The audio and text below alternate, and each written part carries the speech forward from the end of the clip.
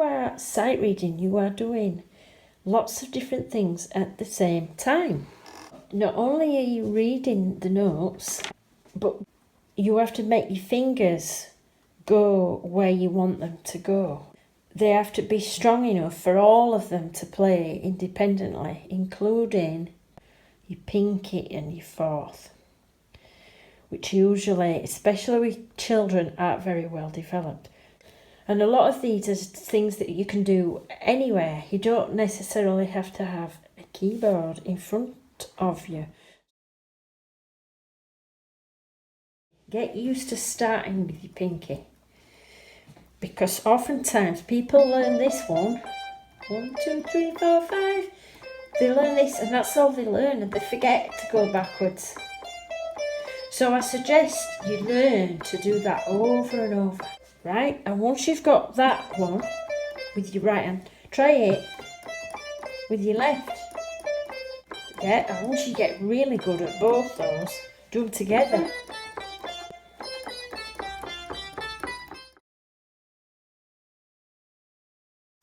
One, 3, 2, 4, 3, 5. That might look really difficult when you first start, but a lot of the tunes we play from the book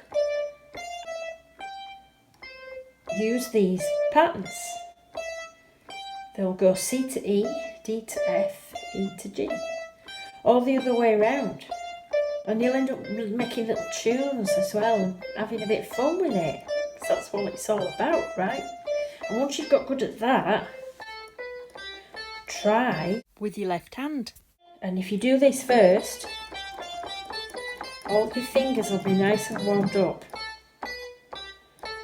So hopefully you'll be able to do this. Enough of that tomfoolery.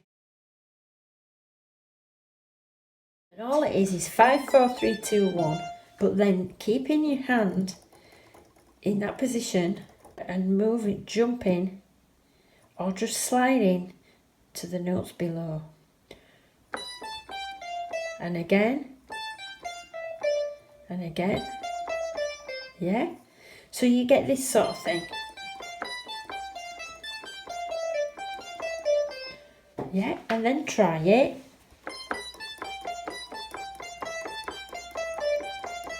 With your left hand, and then if you're feeling super clever,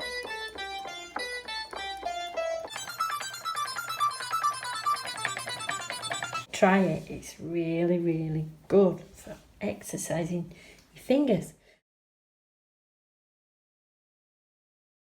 That might mean just taking one finger and going C, B, A, G, F, E, D, C, B, A, G, F, E, D, C, B, A, G. Do that over and over. The reason we're learning it backwards is because tunes they don't always go that way to the right. Sometimes they go backwards or they go downwards. So you have to learn to read both ways and play both ways. So say C, B, A, G, F, C, B, A, G, F. Or sing it. Singing is fantastic if you're going to learn an instrument. C, B, A, G, F, F, G, A, B, C. If you're singing, you're learning to recognise what notes sound like in your own mind.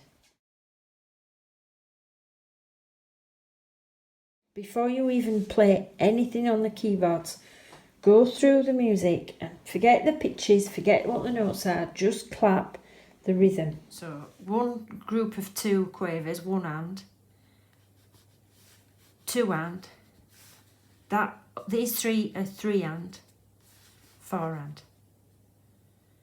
But instead of saying 3 hand, you say 3 hander, and you keep that one quiet. 1 and 2 and 3 and 4 and it looks like it does that for the whole of the song.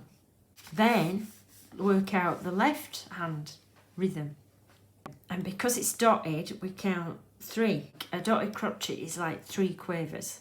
That the count for that is 1 and 2. And that is the and of 2. Because we're counting in quavers, each hit is a quaver. So the 1 is a quaver, and is a quaver, 2 is a quaver. And then it's the same again. So it's 1 and 2 and 3 and 4 and 1 and 2 and 3 and 4 and it looks like that repeats all the way through. So when you put them together, you've got 1 and 2 and 3 and 4 and 1 and 2 and 3 and a 4. And so you've got an idea what's coming before you even play. You've got an idea of the feel of the piece. Enough of that tomfoolery.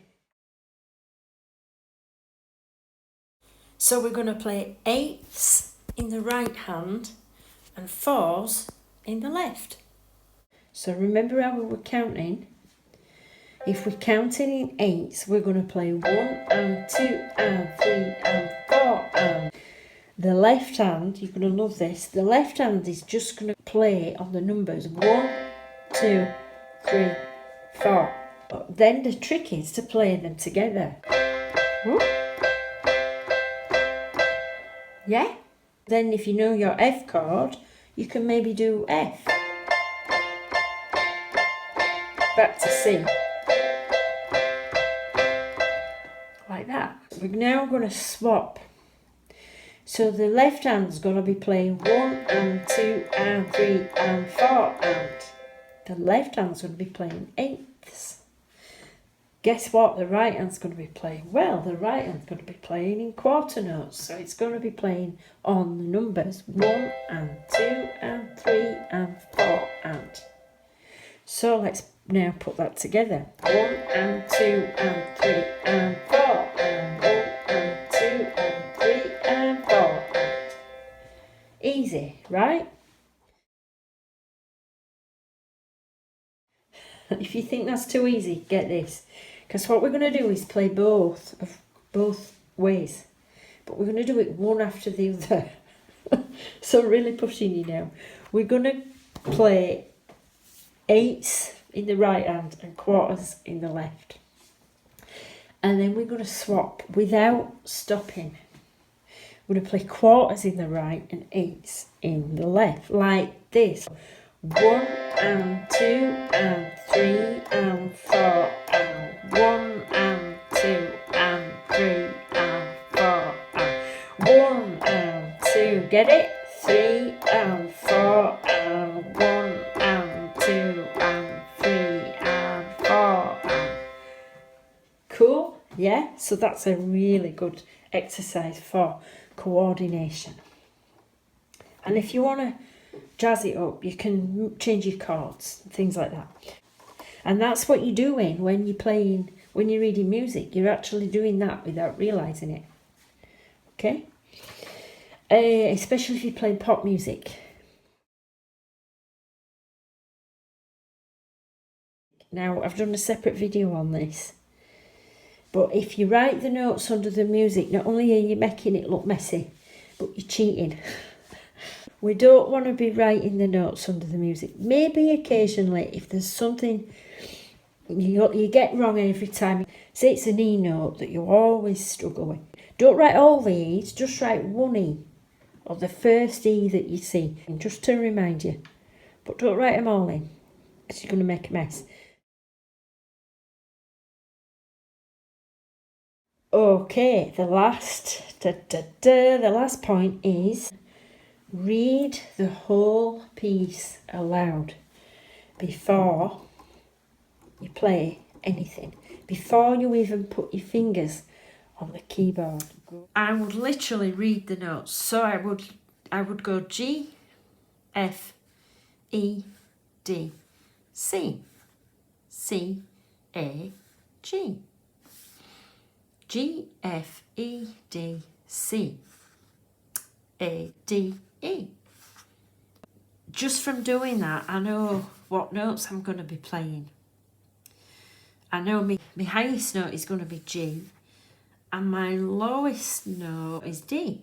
So there's going to be, I know that I'm going to have to do a change of position to play it. You can also look and see if there's going to be any sharps and flats. So for the bass clef, we're going to play F. The bottom note is an F. The top note is a C. All cows eat grass, right? So we're going to play F and C, which F and C are a fifth apart. 1, 2, 3, 4, 5. So you're going to be going like that. You're going to be using pinky and thumb. Then this one, you're going to keep your thumb on A and you're going to move F to G. Then we've got G and D. G, A, B, C, D. That's also a fifth. So you're going to do a fifth thumb and pinky for that. And then that's the same as that one. That's the same as that one. And then we've got a third. When it's a line on top of a line, it's a third. G and B. And then we're back to this one, which is an F and a C. Then we're back to this one, and it's just repeating. That's the same as that. That's the same as that one. Then we've got G and C. All cows eat grass. Then we're back to the same pattern, I think, yeah, as the beginning, finishing on G and E. So, you know, before you play it, you're going to know what's coming up. So, yeah, get into the habit of doing that.